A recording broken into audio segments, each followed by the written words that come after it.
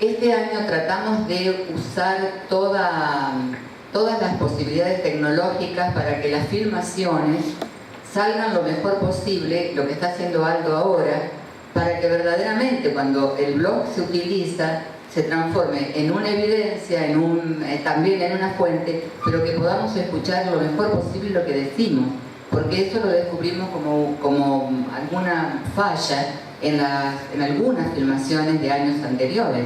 Entonces por eso recomiendo, porque nos hemos esforzado en amplificar el sonido, aunque nos falla atrás también algunas cosas, pero para que podamos escuchar las voces de todos. Esto anda bastante bien, me parece, ¿no? ¿Sí? Bien. ¿Alguien más que quiera hacer algún comentario, pregunta? Hacia el fondo.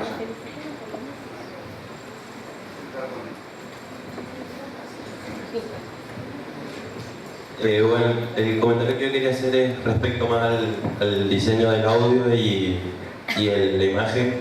Bien, como decía la profe, me parece muy acertada la canción y todo el audio en general. Sí, se escuchaba muy claro y eso está bueno y suma mucho. Pero lo que sí, el tema de los subtítulos y las letras, me parece que le faltó un poquito de trabajo porque por lo menos de acá no pude entender bien cuando sale el primer testimonio de quién se trataba, y bueno, eso se lo ve. Decía ex trabajador Héctor Viñales. 60 años de trabajo. Bien, ¿alguien más por acá? ¿No?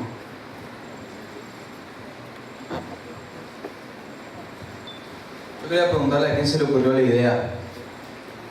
¿De hacer el tema de la fábrica? Sí, ¿de dónde salió la iniciativa? De nosotros, porque nos sentimos como que era algo que era nuestro y ya no lo tenemos. Sí, dijeron que el pueblo es chico. Sí. Pasa que el tema salió entre todas, pero la fábrica es muy importante en el pueblo, entonces se habló de la temática del trabajo y nos pareció que la fábrica fue muy importante. Okay. Todo lo demás en realidad para mí estuvo perfecto, la música calzó perfecto, mejor ni imposible. Está buenísimo.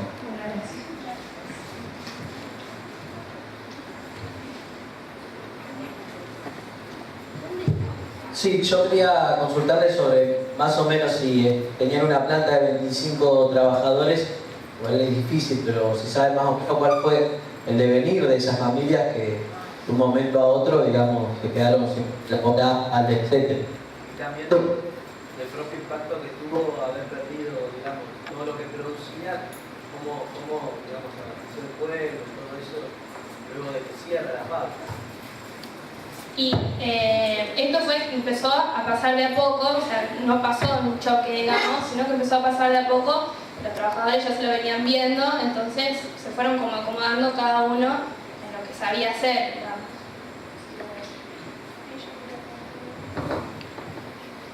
¿Querías preguntar?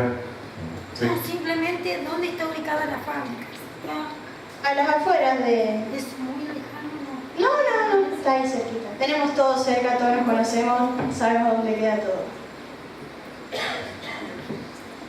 ¿Alguna otra pregunta, comentario? Lo importante también, digo, porque esto se constituye en un documental. Y muchas veces pasamos documentales en la escuela y no se trabaja el cómo, ¿no? O sea, simplemente se ve el documental, se ve el contenido, pero no se trabaja en el aula, bueno, cómo fue construido ese documental, porque el problema es justamente que hay toda una intencionalidad. Y acá lo interesante es que tenemos los autores y entonces podemos también ver la intencionalidad que estuvo planteada, de manera explícita al menos. También es cierto que a veces la intencionalidad es implícita y no necesariamente son conscientes. Así que bueno, eso digo también un elemento importante para destacar. ¿Alguna otra pregunta? Si no, pasamos al otro cortometraje. Allá.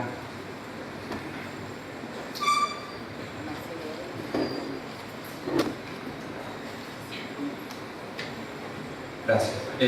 Mi pregunta es, hoy en día, ¿cómo se sustenta el pueblo? ¿Qué actividad en general se practica? Actividad agrícola es la principal que hay. Bien, muy bien, gracias.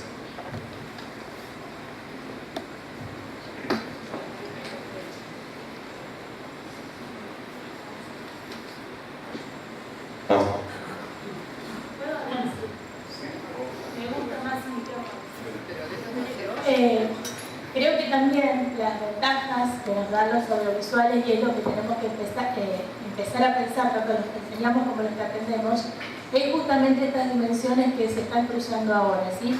Marcelo planteaba la cuestión de la intencionalidad cuando ustedes hicieron el documental o la filmación con el celular. Cómo recurrieron a distintos tipos de fuentes históricas, porque fotografías, filmación, narración oral, testimonio, ¿sí? Entonces, ahí ustedes están en un proceso de investigación, después hicieron una producción, y ahora muchas de las preguntas que están surgiendo tienen que ver con el otro proceso que es el de visualización, y lo que eso que ustedes construyeron dispara, ¿sí? Por eso, por ejemplo, la última pregunta es decir, ¿cuál es el principal sustento de estas 25 familias o de los pobladores de este lugar? Eso me parece súper interesante pensar los distintos momentos o tiempos, ¿sí? Y que también son distintas instancias de aprendizaje y que van dirigidos a distintos grupos. Y después la otra cuestión, que es un poco lo que Nelly les planteaba del tema de la música, y que no quiero decir ni que la música está bien o está mal, porque eso es muy personal del grupo de realización, ¿sí? A mí me gustó cómo quedó el ensamble, pero por ahí también hay que pensar, digamos, el origen de quién es el que canta o de dónde es la música, porque ustedes están trabajando una problemática muy local, ¿sí? Muy local de su localidad, pero también muy propio de la Argentina de una época que es esta década de los 90. Entonces, por ahí pensar quién es el cantante, ¿sí? Qué perfil tiene este cantante, qué tipo de canciones, cuándo hizo esa canción, porque también hace al documental como una representación, como un producto histórico, ¿sí? Porque ustedes acá hicieron un producto, ¿sí? Un artefacto cultural. Entonces, esas preguntas, a lo mejor cuando lo estamos haciendo no las tenemos en la cabeza, pero está bueno que lo empecemos a pensar, ¿sí? Es lo que me surgió. Queremos comentarles Buenísimo, profe. que quien acaba de hablar es una profesora que muy gentil ha venido a participar, es miembro del Departamento de Historia y en la cátedra que ella trabajan con materiales audiovisuales. Así que muchas gracias, Mariné, por estar. Sí, muy bien. Voy a hacer una digresión. Graciela Dafara y Luciana Villanueva. Si se pueden comunicar con Ezequiel, salen un ratito ahí. Bueno, podemos continuar. ¿Alguna otra observación? ¿Comentario, chicas? ¿Quieren hacer alguna aclaración de lo que aportaba la profe? ¿Eh? ¿Las profes o las niñas? No, las chicas. Y después las profes también. Sobre el autor de la canción, él se maneja con los derechos humanos, por eso mismo la elegimos. ¿Origen, procedencia? ¿Quién es? Inglés. Estamos en la cátedra de ellos, ¿no? Los alumnos somos alumnos de ellos. Ahora tiene sus canciones para lograr el grado de No suena como una acotación, suena como un cuestionamiento. Sí, ¿puedo aportar? Sí. Sting ha hecho canciones dedicadas a las madres de Plaza de Mayo. También conozco quién es Sting, pero por ahí a lo que No parece. ¿Cómo? No, es para, o sea, justamente... No es un inglés cualquiera. Es marcar, digamos, lo que yo les planteaba de por ahí la coherencia de una... A mí me encanta Sting, lo escucho, todo lo que vos quieras, pero por ahí como para darle cierta coherencia en cuanto a la problemática tan propia de Argentina y de toda la etapa, diríamos, de este proceso de la aplicación de las políticas neoliberales y las consecuencias. O sea, no es una crítica, sino es una cuestión para que ellas lo piensen para otra instancia, diríamos. Que son Lo pensamos mucho porque también íbamos a poner a León Gieco, pero era como que nos gustó, primero por el título Fragilidad y segundo porque conocemos a Sting y nos gusta mucho, no es... Pero bueno, está bien. Sí, esto es una opción, me parece bárbaro. Muy bien. ¿Les parece que, chicas, quieren hacer algún comentario? Bien, pasamos al otro grupo. Un aplauso.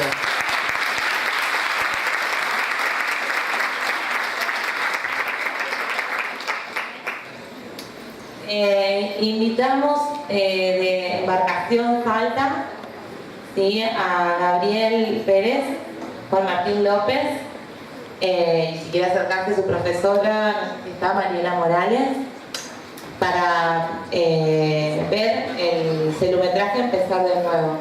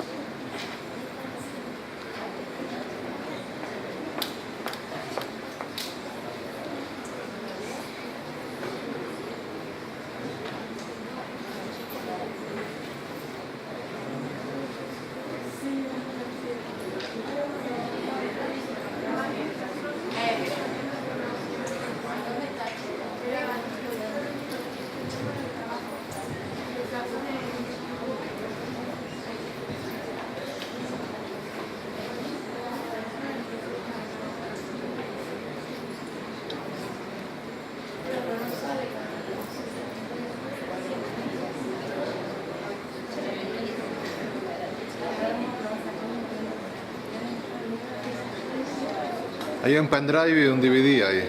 ¿Cuál es el traje? Sí, pero... MPG los formatos de video.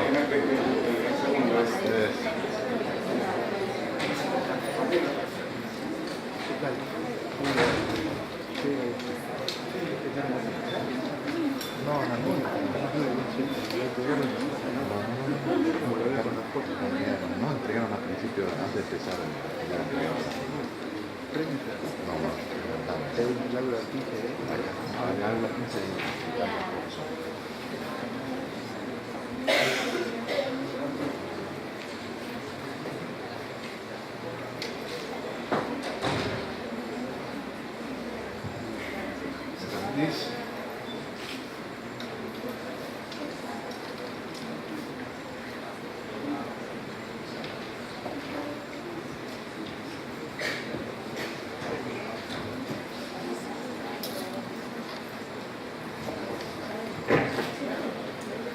que comienza a formarse con la llegada del ferrocarril en 1911.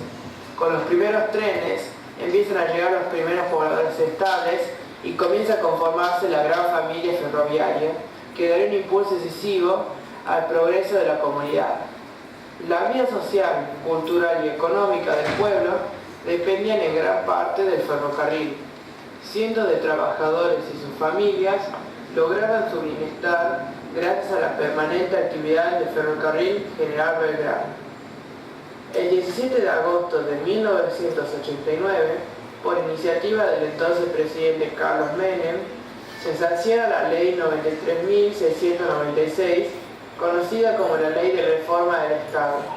La misma constaba en establecer medidas neoliberales y reducir el Estado.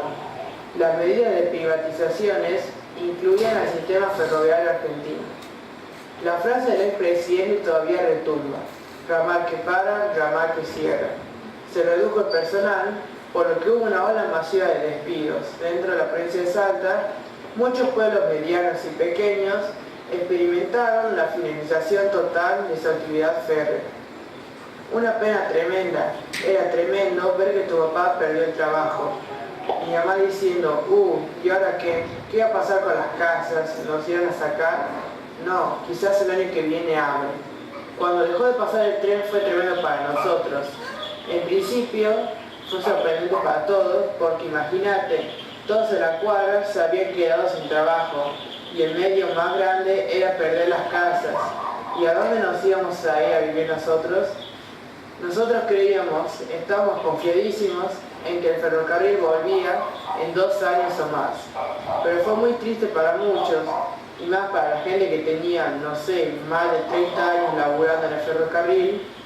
Mi viejo, cuando cerró el ferrocarril, dijo: ¿qué hago? ¿Qué hago? Y de repente te cerraron el ferrocarril y te cortaban las patas.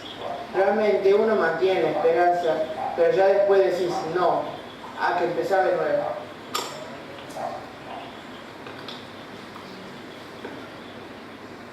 La humedad asfixia, el calor barre el ánimo. Una brisa moribunda se diluye en mitad del recorrido. Nada se mueve, nada interrumpe el sol. Y pega y fuerte.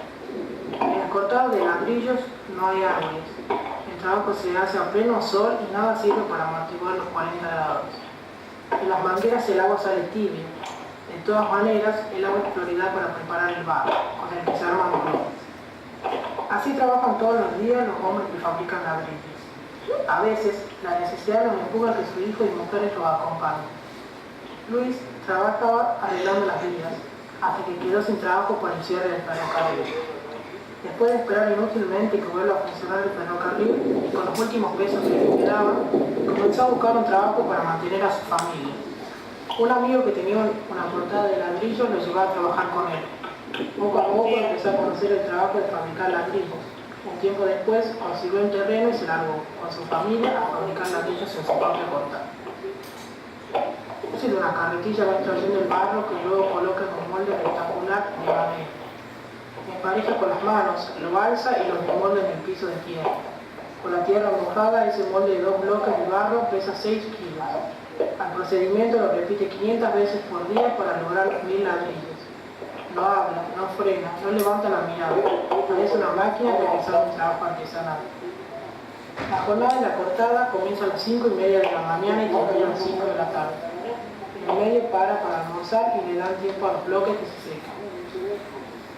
En la embarcación se multiplican las cortadas. La mayoría son tierras improductivas, pero los dueños vieron que era mejor negocio arrendar esas tierras para que otros fabriquen ladrillos. Los que trabajan esperan hasta el sábado, que es el día del pago. Otros arriendan y venden de forma individual y le entregan al dueño de la tierra el 50% de la producción. Un día que no trabajan porque llueve o se enferma es un día menos para cobrar. Horas extras, obra social, aportes jubilatorios, vacaciones y corazón. Al mediodía una vez casi arrasó la voluntad. Luis habla poco, pero mientras habla no para de cargar barro y ponerlo en los moldes.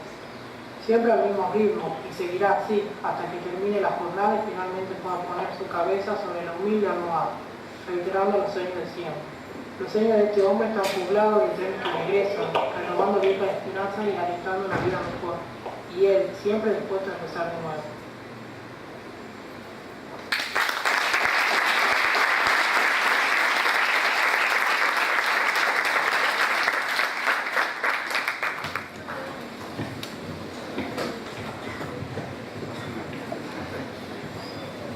Buenos días. Yo soy Gabriel Pérez, él es Juan López. Nosotros somos de embarcación, un pueblo de Salta. Cuando nos propusieron el tema del centimetraje, nosotros nos empezamos a buscar situaciones de trabajo que tienen que ver con el mundo de trabajo de la Olimpiada y sus crisis. La mayoría de esas actividades, situaciones de trabajo que encontramos eran agrícolas, de las cuales sobresalían 2, que eran los carboneros y la cortada de ladrillos. La mayoría también de esas actividades se encontraban en los terrenos abandonados de esos ferrocarriles, en donde actualmente son barrios precarios donde viven los ex trabajadores.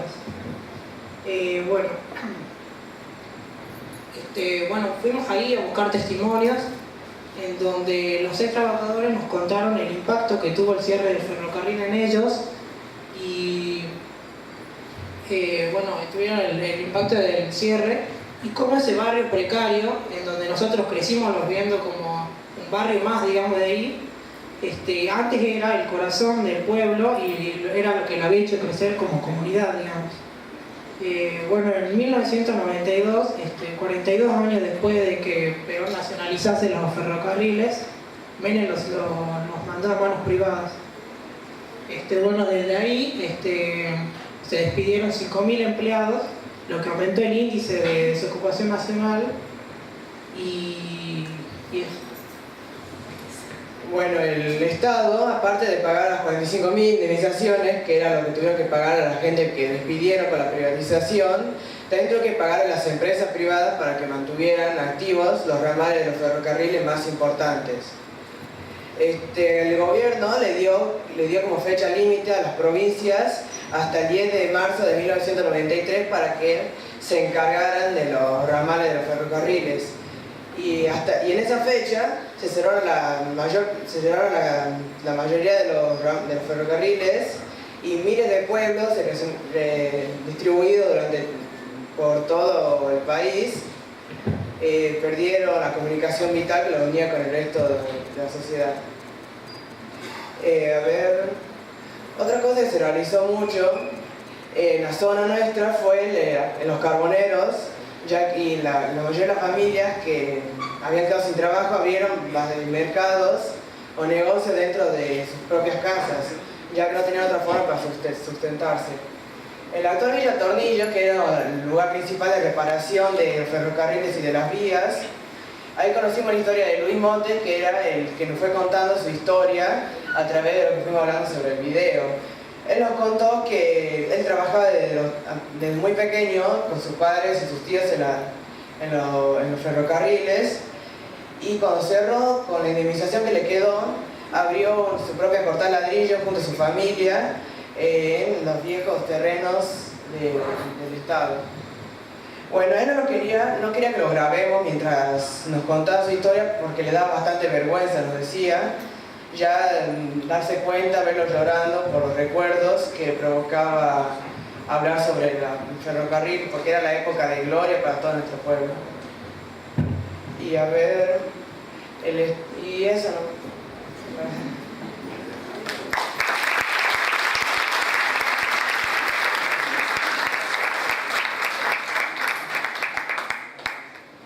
Bueno, muy bien, fantástico. A ver si alguien quiere hacer algún comentario.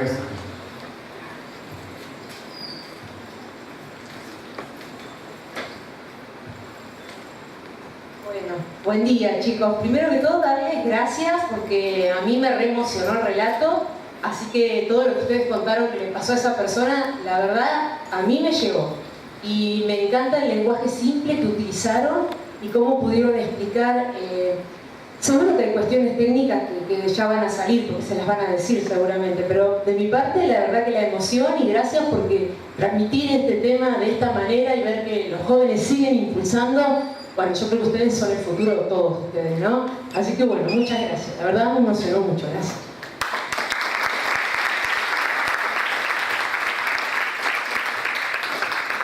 Bueno, buen día. La verdad que es increíble la cantidad de historias que ha creado estas políticas neoliberales, ¿no? Que estamos conociendo ahora. Y felicitarlos primero. Y me gustó mucho cómo relataron la última parte. Y hicieron emocionar además y sentir todos esos sentimientos que tenía el obrero, esa sensación de calor. Por ahí transmitieron, y me gustó mucho el relato cómo lo llevaron.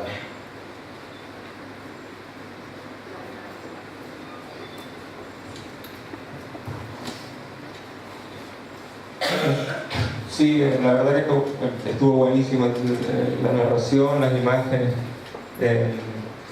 Lo que me llamó la atención de las escenas que ustedes filmaron de la cortada de ladrillos.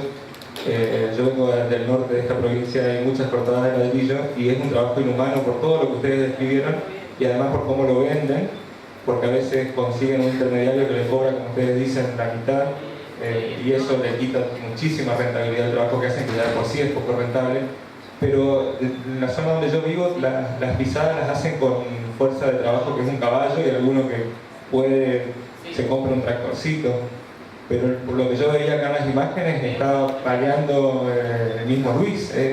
O sea, es muchísimo más inhumano. Y ver cómo estas leyes que ustedes lo mencionan con número y todo, la ley de reforma del Estado genera de un trabajador en blanco, de un trabajo calificado y de una identidad fuerte como la de los ferroviarios, termine en un trabajo tan precario que obviamente le da su sustento, es como dijo la profesora varias veces, ya algo que aparece en un párrafo en un libro, ustedes lo convierten en una historia que llega profunda. Y les repito, me pareció interesante esta parte de cómo trabajan. ¿Siempre trabajan así en las portadas de ladrillo ya o tienen otra forma de producir la pisada de barro? Así trabajan.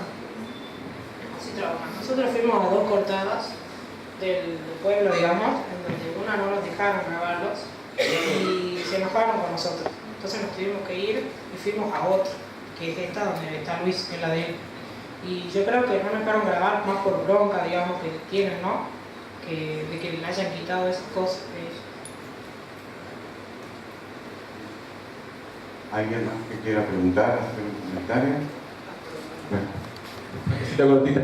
Y también muchos ladrilleros trabajan sobre los bordes de las vías que quedaron abandonadas. Eso es también bastante común, se van asentando al borde de las vías y trabajan sobre esos terrenos abandonados de los ferrocarriles. Sí, muchos tuvieron, digamos, que rebuscársela, digamos, buscando, haciendo remises, poniendo un local, abriendo, digamos, negocios, esperando, digamos, que vuelva y no volvió.